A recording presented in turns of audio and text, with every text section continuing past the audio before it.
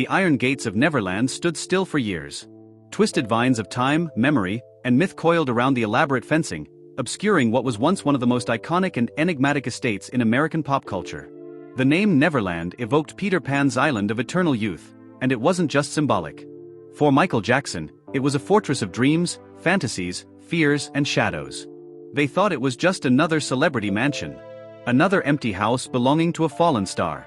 But when the doors to Michael Jackson's Neverland Ranch were finally opened, what they found inside wasn't just shocking, it was haunting. It was heartbreaking. And it was nothing like the tabloids had told us. Behind the carnival rides and golden gates, behind the fairy tale facade and glittering fame, lay something else, something far more human, and far more mysterious. There were secret rooms no one had ever seen. Notes written in a trembling hand. Unreleased recordings. Prayers. Fears. Dreams. Ghosts. For decades, the public could only imagine what lay behind those walls. Rumors spread like wildfire.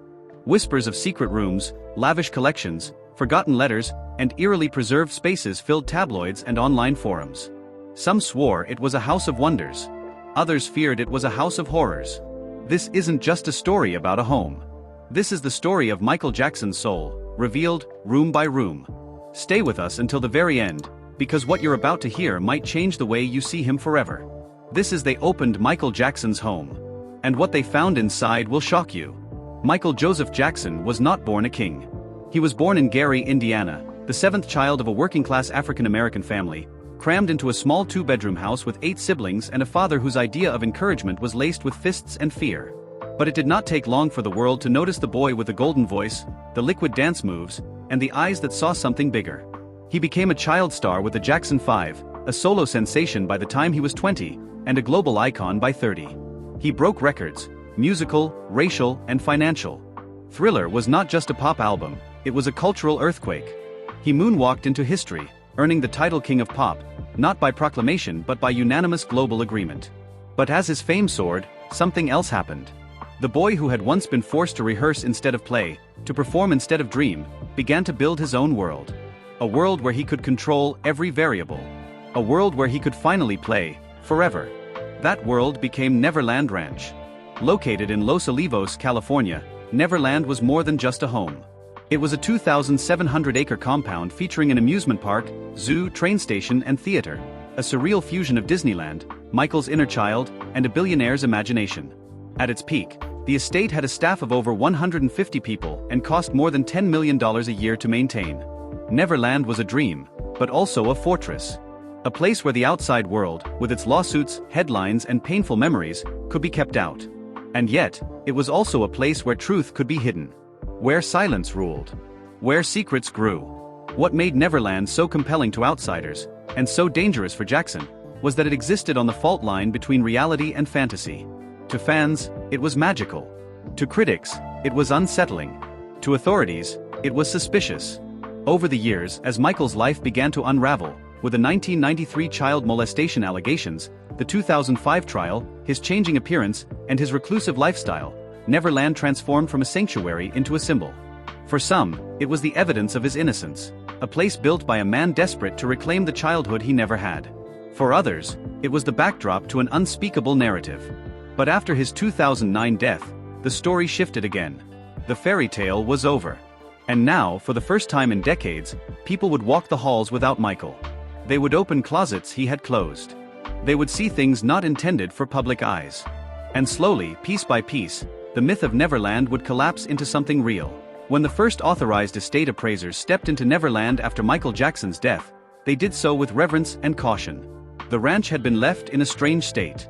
Although Jackson had vacated the property years before his passing, unable to afford its upkeep after mounting legal fees and dwindling finances, it had remained largely untouched. It was as though he might return at any moment. The train station was eerily still. The carousels, once full of children's laughter, stood motionless. The zoo was gone, the animals long since relocated, but traces remained: old signage, disused feeding tools, scattered hay bales. The movie theater, with 50 seats and a private viewing box with a bed, still held his favorite films, some on VHS, some on reels. Most haunting of all, the music still worked. A single button could still fill the air with symphonic Disney melodies that once lulled guests into a dreamlike state. The main house was the centerpiece. A sprawling 12,000-square-foot French Normandy-style mansion, it had 6 bedrooms, 7 bathrooms, a personal library, a chef's kitchen, and a host of intricately themed rooms. From the outside, it resembled a luxury country estate. But inside, it was unmistakably Michael's world. Walls were lined with vintage children's books. Peter Pan figurines sat atop antique dressers. One room had been transformed into a playroom, filled with arcade machines, Pac-Man, Mortal Kombat, and pinball, all programmed with custom messages from Michael himself.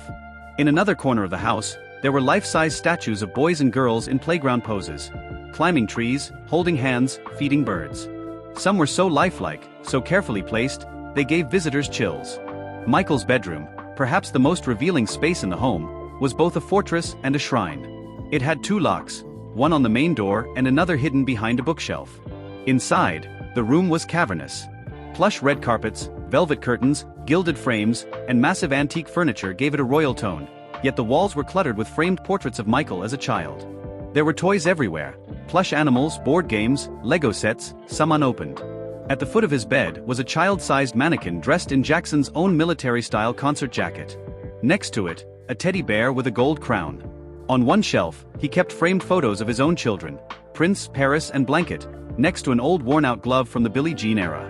Across the room, on a glass pedestal, was the single white sequin glove. Untouched. Illuminated by a soft spotlight. In a locked drawer, estate managers found letters, some addressed to Lisa Marie Presley, others to Elizabeth Taylor. Notes scrawled in curling cursive, some poetic, some confused. One read, "No one sees the boy anymore. They only see the crown. I am lonely." Neverland was not just a house. It was a breathing museum. A contradiction. A time capsule. A dream with shadows. Long before the public ever got a glimpse inside Michael Jackson's private world, law enforcement had already seen it, and documented it extensively. In November of 2003, Neverland Ranch was not simply explored. It was raided. At the time, the raid made international headlines. The Santa Barbara County Sheriff's Department, acting in coordination with the District Attorney's Office, entered Neverland with a search warrant related to new child molestation allegations, this time from 13-year-old Gavin Arvizo. The raid was intense, coordinated, and surgical. Over 70 law enforcement personnel were involved. It was not a search, it was an invasion. Inside, officers methodically photographed every room, every drawer, every piece of art, every computer, and every hard drive. They collected over 1,800 items and took hours of video footage. What they uncovered, and what the media later reported on in select, sometimes distorted portions, shocked the public and further complicated the already surreal mythology of Michael Jackson's life. One of the first things the authorities noticed was the unusual layering of access in certain areas of the home. For example, Jackson's bedroom suite had multiple doors, some with alarms, others with electronic locks that could be controlled from the inside. Entry required passing through several layers of privacy, almost like approaching the innermost chamber of a pyramid. Critics alleged that this setup was designed for secrecy. Supporters argued it was a necessary safeguard for someone as famous and vulnerable as Jackson. Inside his bedroom and the attached library, law enforcement found hundreds of books and magazines, many of which focused on art, childhood, and pop culture. Among them were also magazines featuring adult content, both heterosexual and homosexual in nature, including some foreign publications. This detail would later be used by both sides in court, the prosecution as evidence of sexual interest and the defense as evidence of adult behavior within normal bounds. But it wasn't just what they found. It was the ambience of the place. The walls were adorned with artwork depicting children in classical, innocent scenes, angelic faces, children reading, children playing in pastoral fields. There were sculptures of cherubic figures, often in period clothing. This aesthetic permeated the entire ranch and gave it the feeling of a place suspended in childhood. And then there were the mannequins. Life-sized, posed in various positions, scattered throughout the property. Some were dressed in outfits Jackson himself had worn in public performances. Others were dressed like children from different cultures and historical periods, as if curated from a museum of childhood across time. They stood on stairwells, in hallways, in corners, silently watching. To the untrained eye, it was unsettling. To Jackson, reportedly, they were expressions of innocence, art, and nostalgia. In the investigation, the most explosive discovery wasn't any singular object, but the pattern of items that created a blurred line between fantasy and reality. For example, detectives found a secret closet behind Jackson's bedroom that required passing through another room to access. Inside it were more items, notes, drawings, and a few photos. It wasn't criminal, but it felt theatrical, veiled, and obsessive. Later, in 2005, during his trial, some of these items would be admitted into evidence, but none proved illegal. No pornography involving minors was ever found. The most the prosecution could argue was that the cumulative effect of Jackson's possessions indicated inappropriate interests. But the jury, after deliberating for over 30 hours, found Michael Jackson not guilty on all counts. Still, even after the acquittal, the cloud never entirely lifted. The public had glimpsed what lay beyond the fairy tale, and many didn't know what to make of it. Was this the home of a deeply misunderstood man trying to relive a stolen childhood? Or was it something darker? In many ways, the raid had been a kind of cultural exorcism, ripping the mask off the king of pop to show something uncomfortably human underneath. But as shocking as the police files had been, they were only part of the story. What no search warrant could uncover, what only time and reflection could piece together, was how deeply Jackson's identity was built into every room, every object, every illusion at Neverland. Neverland Ranch was not a house in the traditional sense. It was a theater of the mind, designed as much to protect Jackson from reality as to entertain the few people he allowed inside. But within its walls were spaces even fewer had ever seen. His private quarters, safe rooms, mirrored closets, and shrines to childhood that revealed obsessions both charming and chilling. Perhaps most telling was the way Michael designed his personal library. Located just off the main hallway and protected by a biometric lock, the room had floor-to-ceiling bookshelves. But these were not dusty volumes of adult literature or ancient philosophy. This was a curated archive of fairy tales, children's picture books, and antique volumes about young heroes, orphans, and lost boys. There were at least 12 different editions of Peter Pan, many in languages other than English. Some were annotated with Jackson's own notes in the margins, circled phrases like "never grow up" or "motherless children." One edition, illustrated in vivid watercolor, had a single dried rose pressed between pages 67 and 68, the page where Peter asks Wendy to fly away with him forever. In one corner of the room was a plush armchair, visibly worn, with a nightstand beside it. On the nightstand, a silver-framed photo of a young Macaulay Culkin, a gold pen, a magnifying glass, and a handwritten poem. The poem was untitled but spoke of quiet laughter, a world no one understands, and ended with, "They see the glove but not the hand."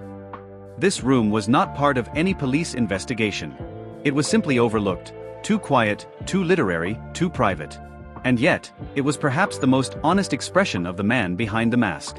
Elsewhere in the mansion, Jackson's obsessions with mirrors and surveillance came into focus. Multiple rooms had two-way mirrors. Cameras were hidden in grandfather clocks and smoke detectors. Some of this could be explained by a fear of intruders, understandable for someone as famous and vulnerable as Jackson. But insiders suggested that these weren't just security tools, they were part of his psychological architecture.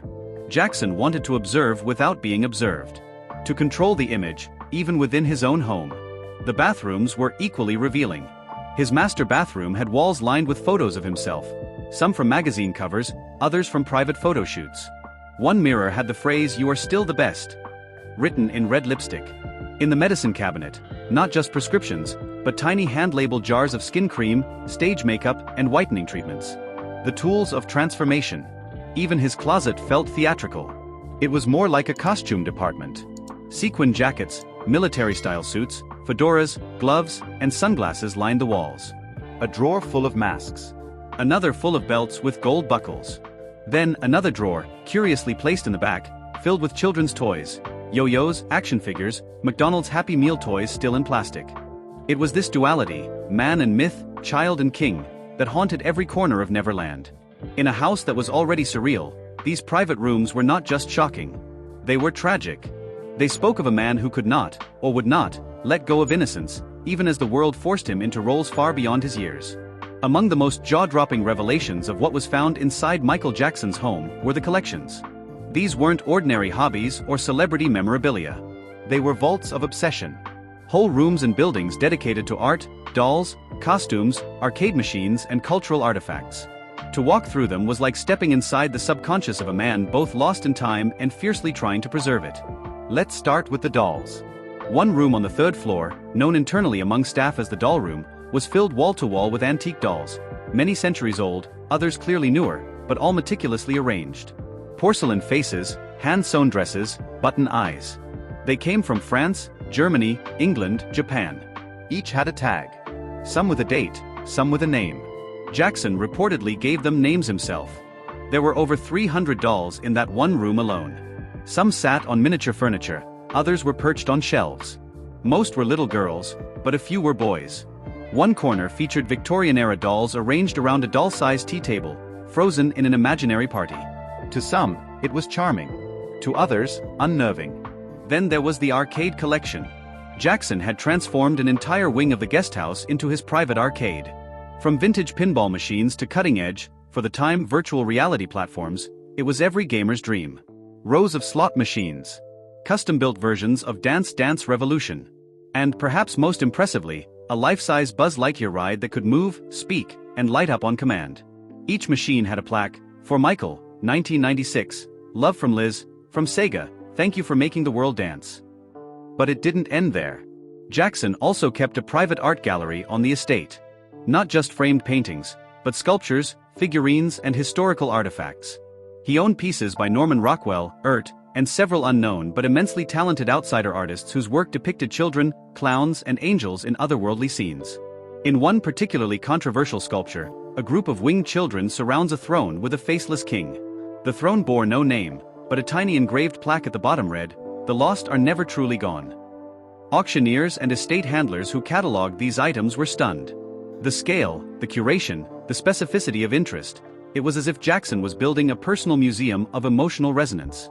Every piece chosen not for its value, but its feeling. Then came the music vault, a soundproof room with boxes labeled Unreleased, Remixes, and MJ Private, Do Not Open.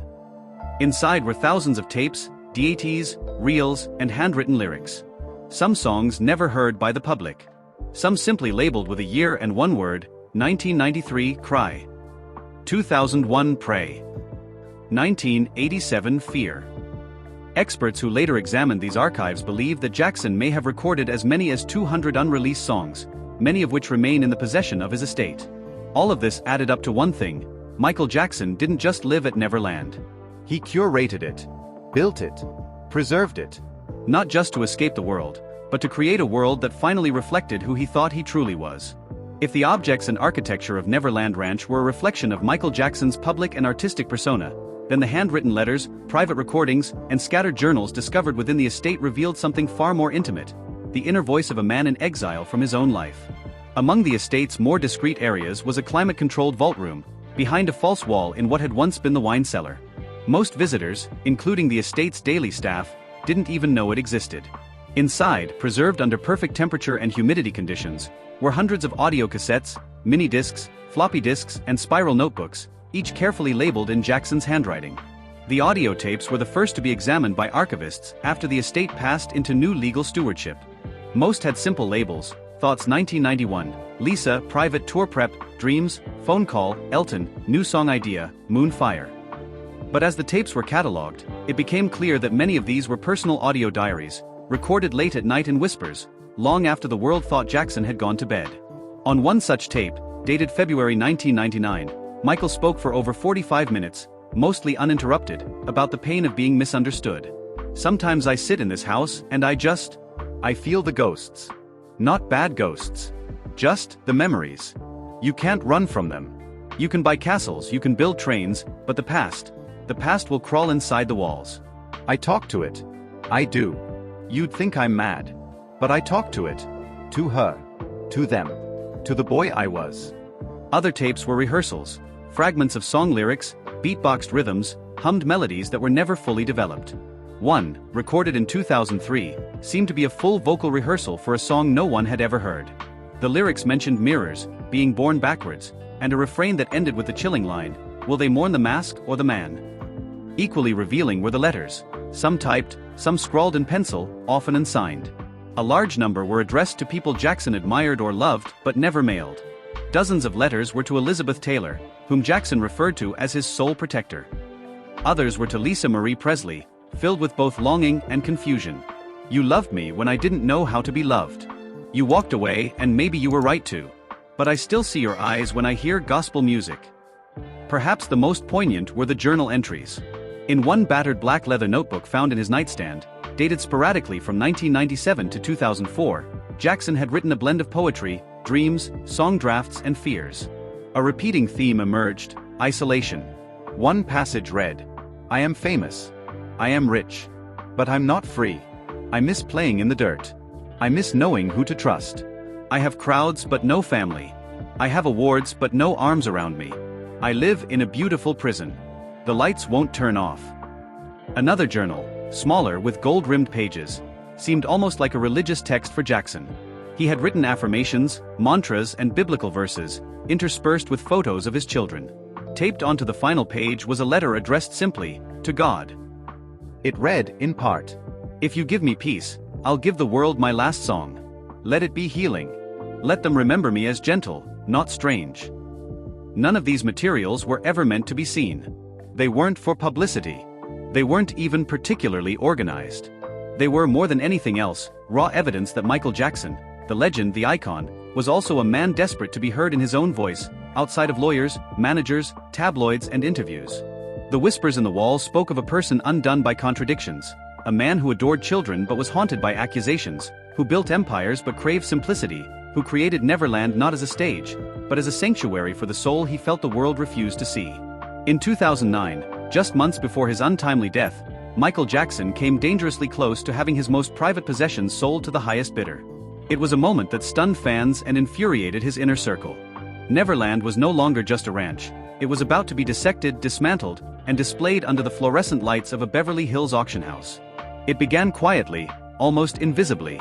In the years following Jackson's 2005 acquittal, Neverland Ranch had become a ghost town. The staff had been dismissed, the animals sold or relocated, and the rides dismantled piece by piece. Financial pressure mounted as Jackson's debts reached over $400 million. His lavish spending, combined with declining income, had become unsustainable. Enter Julian's Auctions, a company renowned for handling high-profile celebrity memorabilia. In early 2009, they announced a staggering public sale. More than 1,390 personal items from Neverland Ranch would go on display and then be sold over a 5-day auction. Everything was up for grabs: crystal-studded gloves, animatronic figures from the arcade, furniture from his private cinema, handwritten lyrics, stage costumes, and even the iconic gates of Neverland. The event was to be held at the Beverly Hilton Hotel, and a 900-page color catalog was printed for collectors, fans, and the merely curious. The catalog itself became a collector's item, revealing for the first time just how eccentric and immersive Jackson's world had been. Pages showed golden thrones, a pair of life-sized horse statues, a Rolls-Royce golf cart, and a child's chalkboard with the phrase "I love you, Daddy" still faintly visible. It was the kind of auction that would have shattered records, not just for the monetary value of the items, but for what they represented. They weren't just things.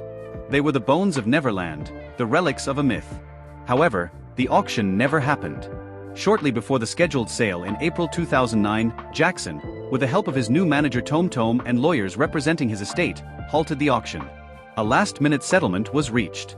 The specific details were not made public, but Julian's agreed to return the items to Jackson and cancel the sale. For fans, it was a relief. For Jackson, it may have been an act of reclaiming his identity. Even as his finances collapsed, even as he planned a comeback tour titled "This Is It," he couldn't bear to see his memories and mementos turned into commodities.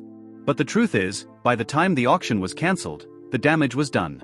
The catalog was already out. The public had seen what few had seen before. Not just his wealth, but the peculiar emotional tapestry that his possessions represented.